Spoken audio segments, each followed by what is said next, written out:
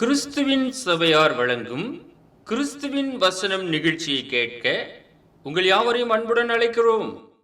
கிறிஸ்துவின் வசனம், இது கிறிஸ்தவர் கீதம்.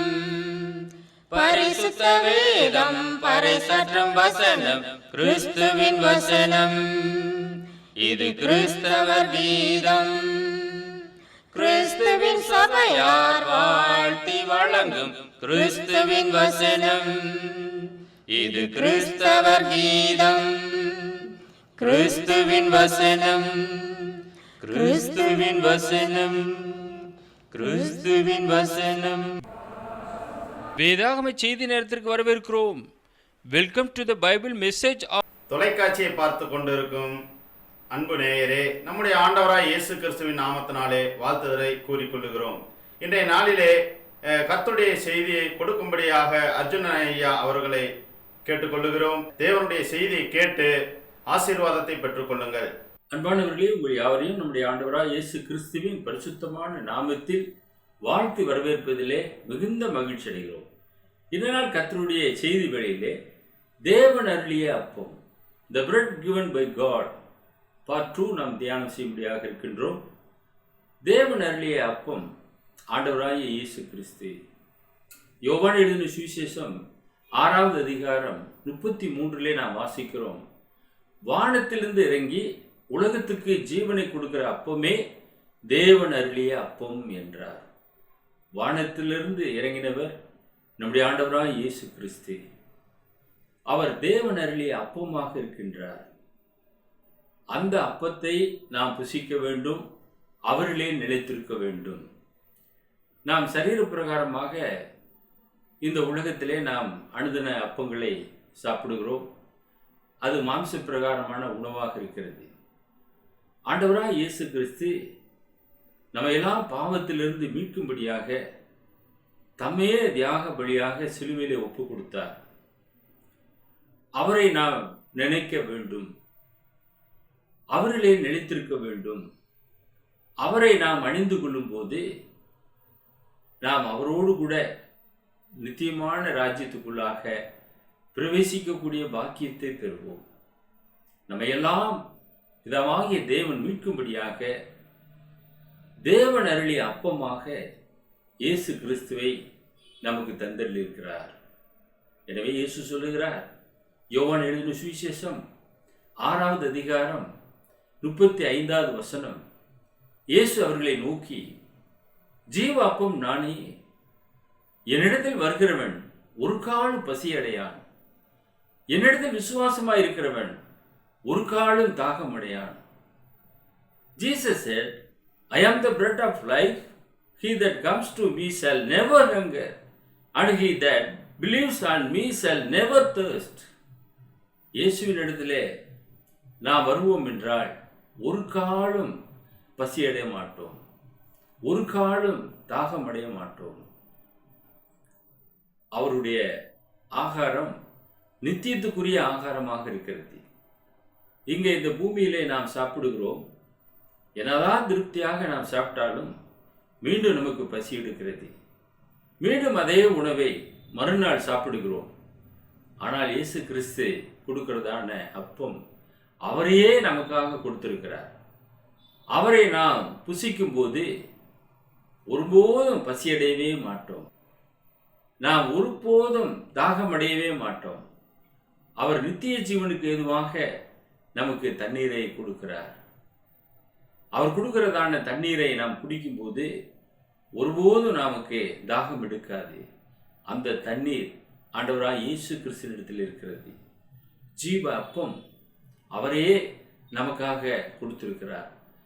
அந்த அப்பத்திலே நாம் நிலைக்க வேண்டும், புசிக்க வேண்டும். யோவான் 6:50 நாம் வாசிக்கிறோம், இதிலே புசிக்கிறவன் மறியாமல் இருக்கும்படி வானத்திலிருந்து இறங்கின அப்பம் இதுவே. நாம் என்னைக்குமே மறிக்கக்கூடாது என்பதற்காக வானத்திலிருந்து இறங்கின அப்பமாக இயேசு இருக்கிறார். அதில் புசிக்கிறவன் என்றைக்குமே அவன் மறிப்பதில்லை. ஏனென்றால் வானத்திலிருந்து இறங்கினவர் அல்பா ஒமேகா, நித்தியமானவர், தேவனோடு நித்திய நித்தியமாக இருக்கக்கூடியவர், அழிவில்லாதவர். அவரை நாம் ஏற்றுக்கொள்ளும் போது நாமும் அழிவில்லாதவர்களாக மாற்றப்படுகிறோம். 58வது வசனம், வானத்திலிருந்து இறங்கின அப்பம் இதுவே, இது உங்கள் பிதாக்கள் புசித்த மன்னாவை போல் அல்ல, அவர்கள் மரித்தார்களே, இந்த அப்பத்தை புசிக்கிறவனோ என்றென்றைக்கும் பிழைப்பான் என்றார். இந்த அப்பத்தை புசிக்கக்கூடியவன் மரிப்பதில்லை, என்றென்றைக்கும் பிழைப்பான். பிதாக்கள் வனாந்தரத்திலே மன்னாவை புசித்தார்கள். மன்னாவை புசித்து அவர்கள் மரித்தார்கள். அவர்களுக்கு அந்த அப்பம் கொடுக்கப்படவில்லை. இயேசு கிறிஸ்துவினுடைய சரீரம் கொடுக்கப்படவில்லை. அவர்கள் சாப்பிட்ட மன்னா தேவ தூதர்கள் சாப்பிடுகிறதான தானியம், வானத்தின் தானியம். சங்கீதக்காரன் இதை மிக தெளிவாக சொல்லியிருக்கிறார்.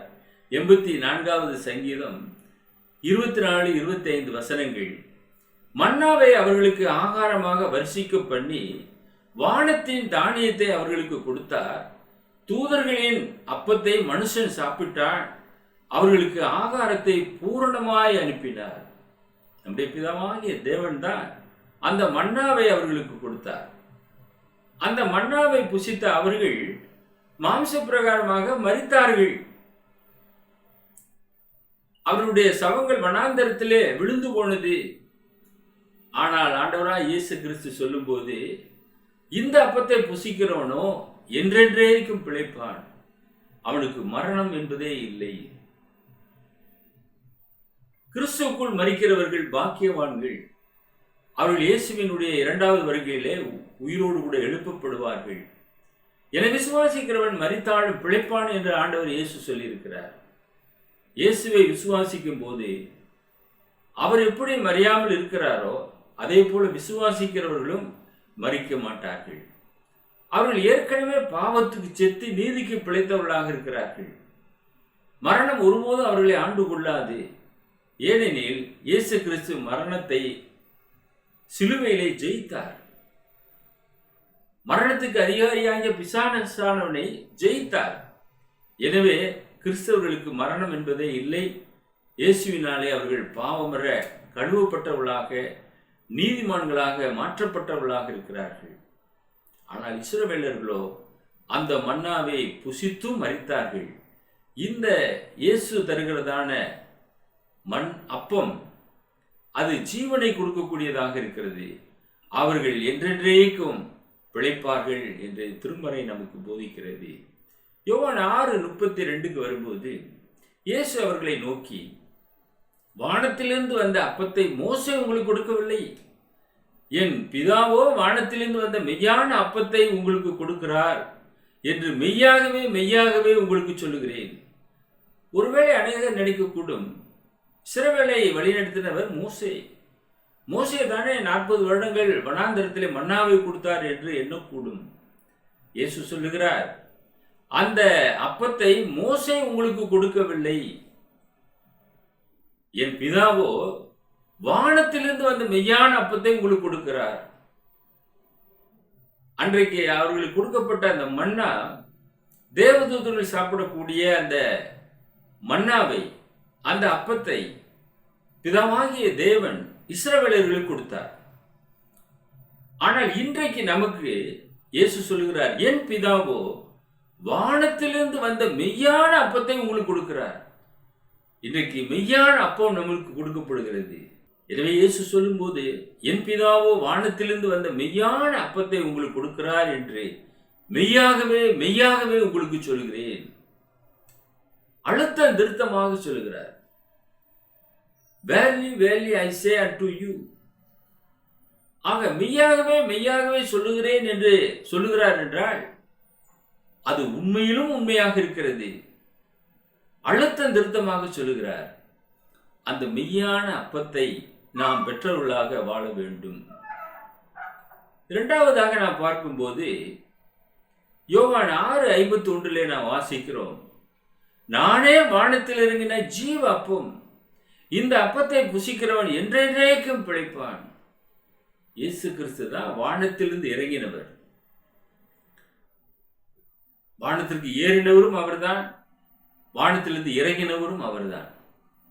எலியா என்பவன் வானத்திற்கு எடுத்துக் கொள்ளப்பட்டான். ஆனால் ஆண்டவராய் இயேசு கிறிஸ்து பரத்திலிருந்து வந்தவர், நமக்காக பரத்திற்கு மீண்டுமாக பரமேறி சென்றவர், தேவனுடைய வலது பார்சத்திலே வீற்றிருக்கிறவர்.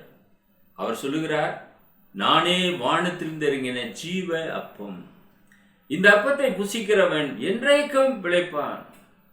நான் கொடுக்கும் அப்பம் உலகத்தின் ஜீவனுக்காக நான் கொடுக்கும் என் மாம்சமே என்றார். உலகம் முழுவதும் உள்ள எல்லா ஜனங்களுக்கும் இயேசு கிறிஸ்து தம்முடைய மாம்சத்தை கொடுத்திருக்கிறார். அவரை நாம் புசிக்கும் போது அவரிலே நாம் நிலைத்திருப்போம்.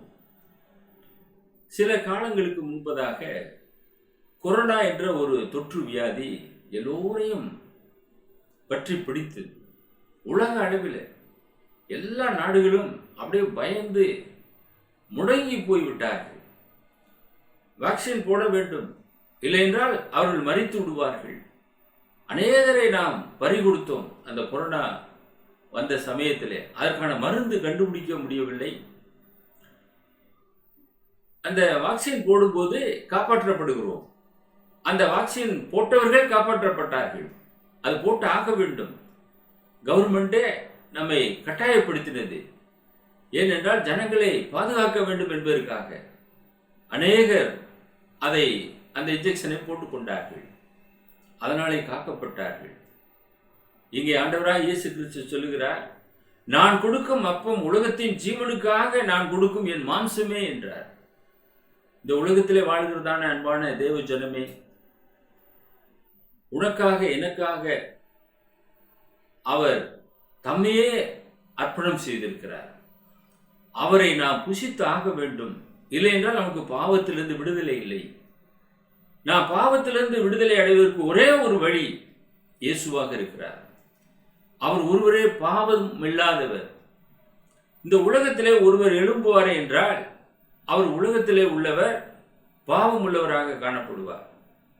பாவம் இல்லாதவர் பரலோகத்திலிருந்து வர வேண்டியதாக இருந்தது. எனவே இயேசு கிறிஸ்து பரத்திலிருந்து வந்தார். பிதாவாகிய தேவன் அவரை நமக்கு அப்பமாக இந்த உலகத்துக்கு கொடுத்தார். அவரை நாம் புசிக்கும் போது நித்தியமான வாழ்க்கை நமக்கு கிடைக்கிறது. எப்படி கொரோனா காலத்தில் வேக்சின் போட்டவர்கள் அந்த கொரோனா தொற்றிலிருந்து காக்கப்பட்டார்களோ, அதே போல பாவத்திலிருந்து ஒரு மனிதன் காக்கப்பட வேண்டும் என்றால் இயேசுவை அவன் புசித்தாக வேண்டும், அவர்களே நிலைத்திருக்க வேண்டும். யூதர்களுடைய கேள்வி யோவான் 6:52 நாம் வாசிக்கிறோம். அப்பொழுது யூதர்கள், இவன் தன்னுடைய மாம்சத்தை எப்படி நமக்கு புசிக்க கொடுப்பான் என்று தங்களுக்குள்ளே வாக்குவாதம் பண்ணினார்கள். இயேசு கிறிஸ்துவுடைய இந்த போதனையை கேட்ட யூதர்கள், எப்படி இவர் தன்னுடைய மாம்சத்தை நமக்கு புசிக்க கொடுப்பார்? அவர்கள் உலக பிரகாரமாக தவறாக புரிந்து கொண்டார்கள். இயேசு கிறிஸ்து நித்திய ஜீவனுக்கு ஏதுவான காரியத்தை குறித்து பேசிக் கொண்டிருக்கிறார். அவர்கள் உலக பிரகாரமான காரியத்தை குறித்து பேசிக் கொண்டிருக்கிறார்கள். எதை வாங்குவோம், எதை விற்போம், எதை உண்போம் என்பதுதான் உலக பிரகாரமான மனிதனுக்குரிய கவலையாக இருக்கிறது. அதற்கு இயேசு என்ன சொல்லுகிறார்? யோவான் 6:53 அதற்கு இயேசு அவர்களை நோக்கி, நீங்கள் மனுஷகுமாரனுடைய மாம்சத்தை புசியாமலும் அவருடைய இரத்தத்தை பானம் பண்ணாமலும் இருந்தால் உங்களுக்குள்ளே ஜீவன் இல்லை என்று மெய்யாகவே மெய்யாகவே உங்களுக்கு சொல்லுகிறேன். ஜீவனே இல்லை என்று சொல்லுகிறார். ஒரு ஆர்டினரி ஒரு மனிதனாகவே நீங்கள் வாழ்வீர்கள். இன்றைக்கு எத்தனை பேர் ஜீவன் இல்லாதவர்களாக இருக்கிறார்கள்? அவரை புசியாத அனைவருமே ஜீவன் இல்லாதவர்கள் தான். யாரெல்லாம் அவரை ஏற்றுக்கொண்டார்களோ அவர்கள்தான் ஜீவன் உள்ளவர்களாக இருக்கிறார்கள். அதைத்தான் இயேசு சொல்லுகிறார். நீங்கள் மனுஷகுமாரனுடைய மாம்சத்தை புசியாமலும் அவருடைய இரத்தத்தை பானம் பண்ணாமலும் இருந்தால் உங்களுக்குள்ளே ஜீவன் இல்லை. நீங்கள் அவரை நினைவு கூறுகிறீர்களா? அல்லது யூதர்களைப் போல எப்படி அவருடைய மாம்சத்தை நான் புசிக்க முடியும் என்ற ஒரு கேள்வியை எழுப்பிக் கொண்டிருக்கிறீர்களா? அன்பானவர்களே, அவர் நமக்காக மரித்து உயிரோடு கூட எழுந்து 40 நாள் அப்போஸ்தலர்களுக்கு தரிசனமாகி முதல் நூற்றாண்டிலே அவருடைய சபையை ஆரம்பித்து தேவனுடைய வலது வாரிசத்திலே வீற்றிருக்கிறார். நமக்காக பிதாவின் இடத்திலே பரிந்து பேசிக் கொண்டிருக்கிறார். அவர் விட்டு சென்ற அந்த புதிய உடன்படிக்கையை நினைவு கூறும்படியாக நமக்கு கட்டளை பிறப்பித்து கடந்து சென்றிருக்கிறார். ஒவ்வொரு வாரமும் அவருடைய மாம்சத்தையும் அவருடைய இரத்தத்தையும் நாம் நினைவு கூற வேண்டியவர்களாக இருக்கின்றோம். யோவான் 6வது அதிகாரம் 54 56 வசனங்கள், என் மாம்சத்தை புசித்து என் இரத்தத்தை பானம் பண்ணுகிறவனுக்கு நித்திய ஜீவன் உண்டு, நான் அவனை கடைசி நாளில் எழுப்புவேன். Whoso eats my flesh and drinks my blood has eternal life, and I will raise him up at the last day. கடைசி நாளிலே எழுப்புவேன் என்று சொல்லியிருக்கிறார். என் மாம்சம் மெய்யான போஜனமாக இருக்கிறது, என் இரத்தம் மெய்யான பானமாக இருக்கிறது. என் மாம்சத்தை புசித்து என் இரத்தத்தை பானம் பண்ணுகிறவன் என்னிலே நிலைத்திருக்கிறான், நானும் அவனிலே நிலைத்திருக்கிறேன். நான் கிறிஸ்துவுக்குள்ளாக நிலைத்திருக்கிறேன் என்பதற்கு என்ன ஆதாரம்? பெயர் வைத்துக் கொண்டால் போதாது. அவர் நம்மில் இருக்க வேண்டும், நாம் அவரில் இருக்க வேண்டும். அவருடைய மாம்சத்தை புசித்து அவரை நாம் நினைவு கூற வேண்டும். அப்படி நினைவு கூறும்போது நாம் அவரிலே நிலைத்திருக்கிறோம், அவரும் நம்மிலே நிலைத்திருக்கிறார். எப்படி ஒரு திராட்சை செடியிலே அந்த கொடிகள் நிலைத்திருக்கிறதோ அதே போல கர்த்தராகிய இயேசு கிறிஸ்துவிலே நாம் நிலைத்திருக்க வேண்டியது அவசியமாக இருக்கிறது. அப்பொழுதுதான் அவரும் நம்மிலே நிலைத்திருப்பார். யோவான் 6:57 நாம் வாசிக்கிறோம், ஜீவனுள்ள பிதா என்னை அனுப்பினது போலவும் நான் பிதாவினால் பிழைத்திருக்கிறது போலவும் என்னை புசிக்கிறவனும் என்னாலே பிழைப்பான். எப்படி இயேசு கிறிஸ்து இருக்கிறாரோ அதை போல நாம் அவரில் இருக்கும்போது அவராலே நாம் பிழைப்போம். தேவனுடைய திருச்சித்தத்தை செய்து அவர் தேவனுடைய வலது பரிசத்திலே வீற்றிருக்கிறார். அதே போல நாமும் தேவனுடைய சித்தத்தை செய்யும் போது இயேசுவாலே நாம் பிழைப்போம். பிதாவினாலே இயேசு கிறிஸ்து பிழைத்தார். பிதாவாகிய தேவன் அவரை 3ஆம் நாள் உயிரோடு கூட எழுப்பினார் என்று பேதுரு பிரசங்கம் செய்திருக்கிறார். அவரை எழுப்பினவர் பிதாவாகிய தேவன். அதே போல ஆண்டவராய் இயேசு கிறிஸ்து அவரை நாம் விசுவாசிக்கும் போது நம்மையும் எழுப்புவார், பாவத்திலிருந்து மீட்டெடுப்பார். அதான் சொல்கிறார், என்னை விசுவாசிக்கிறவன் மரித்தாலும் பிழைப்பான் என்று சொன்னார். 3ஆவதாக அப்போஸ்தலர்களை குறித்து நாம் படிக்கிறோம். அவங்க என்ன செய்தார்கள்? முதல் நூற்றாண்டிலே சபையாக கூடினார்கள். 1 கொரிந்தியரிலே நாம் வாசிக்கிறோம், அப்போஸ்தலனாகிய பவுல் கொரிந்து சபையாருக்கு எழுதும்போது 11வது அதிகாரம் 23 26 வசனங்கள், நான் உங்களுக்கு ஒப்புவித்ததை கர்த்தரிடத்தில் பெற்றுக்கொண்டேன், இதை கர்த்தருடைய சமூகத்திலே பெற்றுக்கொண்டேன் என்று சொல்லுகிறார். என்னவெனில், கர்த்தராகிய இயேசு தாம் காட்டிக் கொடுக்கப்பட்ட அன்று ராத்திரியிலே அப்பத்தை எடுத்து ஸ்தோத்திரம் பண்ணி அதை பிட்டு, நீங்கள் வாங்கி புசியுங்கள், இது உங்களுக்காக பிற்கப்படுகிற என்னுடைய சரீரமாய் இருக்கிறது, என்னை நினைவு கூறும்படி இதை செய்யுங்கள் என்றார். போஜனம் பண்ணின பின்பு அவர் அந்தபடியே பாத்திரத்தையும் எடுத்து, இந்த பாத்திரம் என் இரத்தத்தினாலாகிய புதிய உடன்படிக்கையாக இருக்கிறது, நீங்கள் இதை பானம் பண்ணும் போதெல்லாம் என்னை நினைவு கூறும்படி இதை செய்யுங்கள் என்றார். ஆகையால் நீங்கள் இந்த அப்பத்தை புசித்து இந்த பாத்திரத்தில் பானம் பண்ணும் போதெல்லாம் கர்த்தர் வருமளவு அவருடைய மரணத்தை தெரிவிக்கிறீர்கள். இயேசு கிறிஸ்து விட்டு சென்ற அந்த புதிய உடன்படிக்கையை அப்போஸ்தலர்கள் சபைகளுக்கு பிரசங்கம் செய்தார்கள். தாங்களும் அதை கை கொண்டார்கள். இதை நான் கர்த்தரிடத்திலே பெற்றுக்கொண்டேன் என்று அப்போஸ்தலனாகிய பவுல் கொரிந்து சபையாருக்கு எழுதியிருக்கிறார். இயேசு கிறிஸ்து காட்டிக் கொடுக்கப்பட்ட அன்று ராத்திரியிலே அப்பத்தை எடுத்து ஸ்தோத்திரம் பண்ணி அதை பிட்டு, நீங்கள் வாங்கி புசியுங்கள், இது உங்களுக்காக பிற்கப்படுகிற என்னுடைய சரீரமாயிருக்கிறது, என்னை நினைவு கூறும்படி அதை செய்யுங்கள் என்றார். நாம் ஒவ்வொரு வாரமும் இதை நாம் நினைவு கூற வேண்டும். தேவன் அருளிய அப்பம் இயேசு கிறிஸ்து, அவரை நாம் நினைவு கூற வேண்டும். எவ்வளவு காலத்திற்கு? இந்த பூமியில இருக்கிற மட்டுமாக, நம்முடைய ஆத்மா எடுத்துக்கொள்ளப்படும் மட்டுமாக இந்த பூமியிலே நாம் நினைவு கூற வேண்டும். அதை அப்போஸ்தலனாகிய பவுல் கை கொண்டிருக்கிறார் என்று நாம் அறிந்து கொள்கிறோம். மேலும் அவர் சொல்றார் பாருங்க, நீங்கள் இந்த அப்பத்தை புசித்து இந்த பாத்திரத்தில் பானம் பண்ணும் போதெல்லாம் கர்த்தர் வருமளவும் அவருடைய மரணத்தை தெரிவிக்கிறீர்கள். எனக்காக இயேசு கிறிஸ்து மரித்தார் என்பதை நாம் நினைவு கூறுகிறோம். ஒவ்வொரு வாரமும் நினைவு கூறுகிறோம். சிலுவையிலே நமக்காக மரித்த இயேசுவை நாம் நோக்கி பார்க்கிறோம். அந்த பாடுகளை நாம் நினைவு கூறுகிறோம்.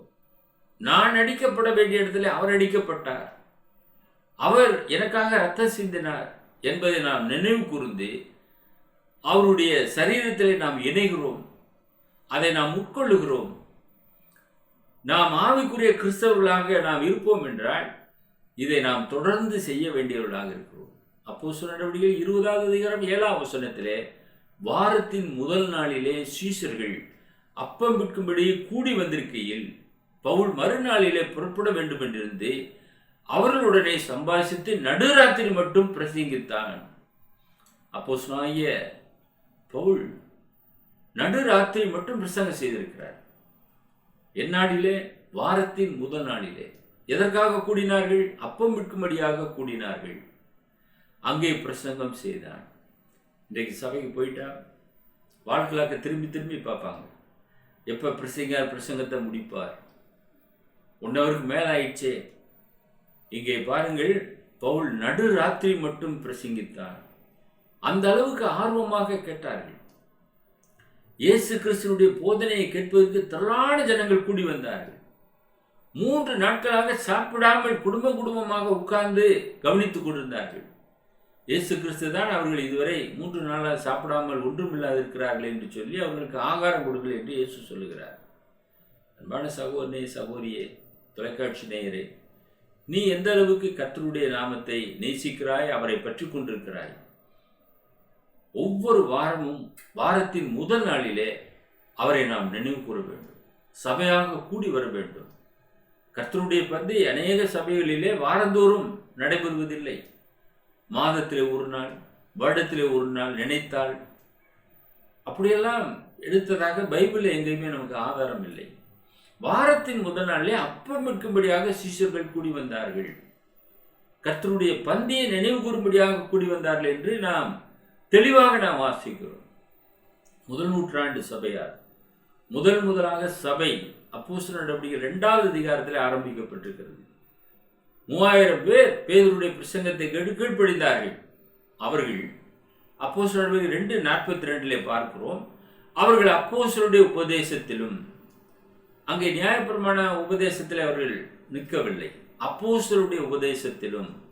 அப்போஸ்தலர் எங்கே கற்றுக்கொண்டார்கள்? இயேசுவினிடத்திலே கற்றுக்கொண்டார்கள்.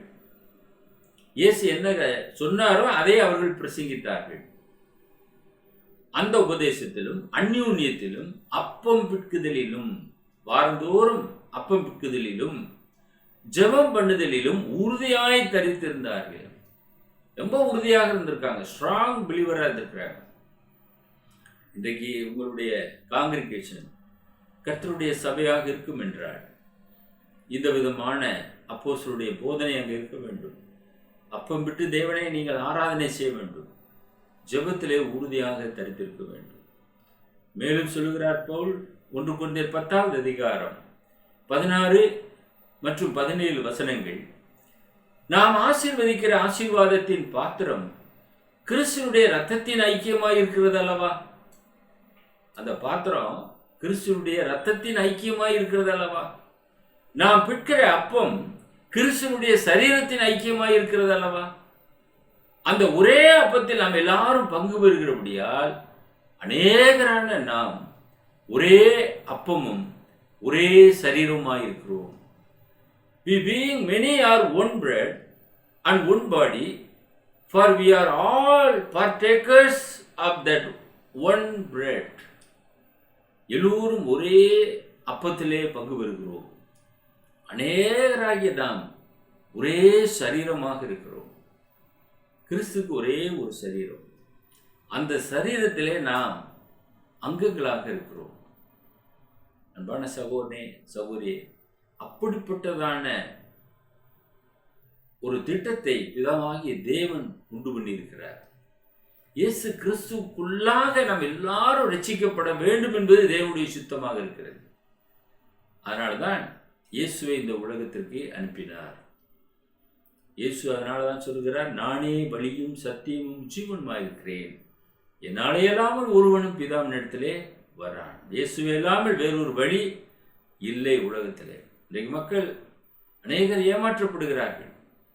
ரட்சிக்கப்படுவதற்கு என்ன செய்ய வேண்டும் என்ற ஒரு கேள்வியோடு அங்கும் இங்கும் அலைகிறார்கள். பாவத்தை போக்குவதற்கு கடலுக்கும் மலைகளுக்கும் ஏறி இறங்குகிறார்கள்.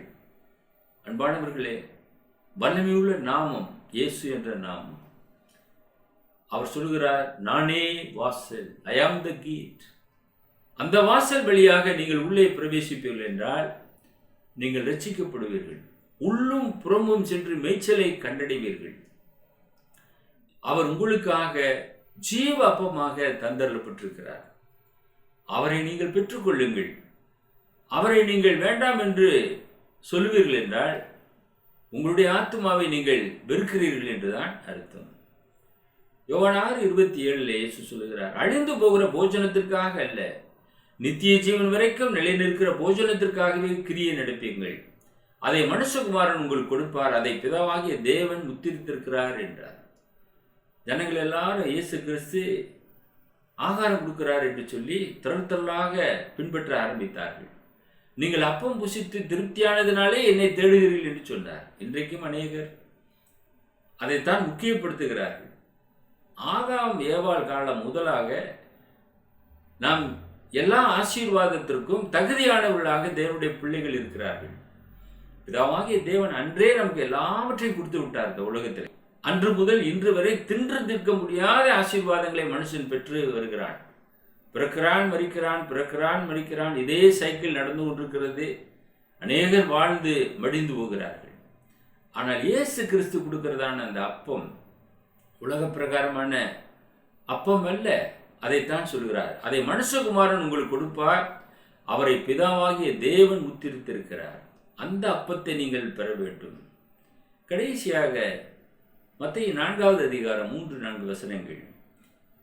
பிசாசு இயேசுவை சோதித்தான். சோதனைக்காரன் அவரிடத்தில் வந்து, நீர் தேவனுடைய குமாரனே ஆனால் இந்த கல்லுகள் அப்பங்களாகும்படி சொல்லும் என்றான். அவர் பிரதியுத்தரமாக, மனுஷன் அப்பத்தினாலே மாத்திரமல்ல, தேவனுடைய வாயிலிருந்து புறப்படுகிற ஒவ்வொரு வார்த்தையினாலும் பிழைப்பான் என்று எழுதியிருக்கிறதே என்றார். 40 நாள் உபவாசம் இருந்தார். அதற்கு பின்பதாக சாத்தான் சோதிக்கிறான். நீ தேவனுடைய குமாரனாச்சே, பசி வருகிறதா? இதோ இந்த கல்லுகள் இருக்கிறது, இதெல்லாம் அப்பங்களாகும்படி சொல்லும். அன்பான சகோதரனே, சகோதரியே, மனுஷன் அப்பத்தினாலே மாத்திரமல்ல, தேவனுடைய வாயிலிருந்து புறப்படுகிற ஒவ்வொரு வார்த்தையினாலும் பிழைப்பான். ஆண்டவராய் இயேசு கிறிஸ்து சொன்னார், இது எழுதியிருக்கிறதே. ஏற்கனவே எழுதப்பட்ட அந்த வார்த்தையை எடுத்துரைத்தார் பிசாசுக்கு. இன்னைக்கு நீங்களும் நானும் அவருடைய வல்லமையுள்ள வார்த்தையினாலே நாம் பிழைப்போம். அது கர்த்தருடைய வார்த்தையாக இருக்கிறது. அந்த வார்த்தை டெய்லி பிரெட்டாக இருக்கிறது. அதை நீங்கள் புசியுங்கள். நீங்கள் புஷ்டி அடைவீர்கள், சாட்சி உள்ளவர்களாக வாழ்வீர்கள். கர்த்தராகிய இயேசு கிறிஸ்து உங்களோடு கூட இருப்பார். நீங்கள் தொடர்ந்து அவரிலே நிலைத்திருங்கள். இது தேவன் அருளிய அப்பமாக இருக்கிறது. எல்லோருக்கும் தேவன் கொடுத்த அப்பமாக இருக்கிறது. தேவன் கொடுத்த அப்பத்தை உதாசீனம் செய்யாதீர்கள். அதை ரிசீவ் பண்ணிக்கொள்ளுங்கள், ஏற்றுக்கொள்ளுங்கள். நீங்கள் கிறிஸ்துவுக்குள்ளாக வாழுங்கள். அப்பொழுது நிறைவான ஆசீர்வாதத்தை பெற்றுக்கொள்வீர்கள். உங்களுக்காக நாங்கள் பாரத்தோடு ஜெபம் பண்ணுகிறோம். எங்களை நேசித்து வழிநடத்துகிற பரலோகத்தின் பிதாவே, நீர் எங்களுக்கு தந்தரிலே அப்பத்துக்காக உம்மை நன்றுள்ள இருதயத்தோடு நாங்கள் துதிக்கிறோம், ஸ்தோத்திரிக்கிறோம். அந்த அப்பத்தை நாங்கள் புசிக்கும் போது என்றென்றைக்கும் மறியாமல் இருக்கத்தக்கதாக நீர் எங்களுக்கு கொடுத்த அன்பின் ஆண்டவர் இயேசுவுக்காக, அவர் செய்த தியாகத்திற்காக நாங்கள் நன்றி செலுத்துகிறோம். பாவத்திலிருந்து நாங்கள் மீட்கப்பட்டு உமக்கேற்றவர்களாக நித்தியத்திலே உம்மோடு கூட வாழத்தக்கதாக அவரை நீர் எங்களுக்கு கொடுத்த தயவிற்காக உமக்கு ஸ்தோத்திரம். வாரந்தோறும் அவரை நாங்கள் நினைவு கூர்ந்து, அவருடைய மரணத்தை நினைவு கூர்ந்து உம்மண்டையிலே வந்து சேரக்கூடிய பாக்கியத்தை யாவருக்கும் தந்தரல வேண்டுமாய் இயேசுவின் வல்லமையுள்ள நாமத்தில் இந்த ஜெபத்தை ஏறெடுக்கிறோம் எங்கள் பரலோகத்தின் பிதாவே, ஆமென். 02 South India. Our mobile number 944-355-8041. Another number 6379350509. Email address urgenandglory@gmail.com. View our The Word of Christ program on YouTube channel. May God bless you all.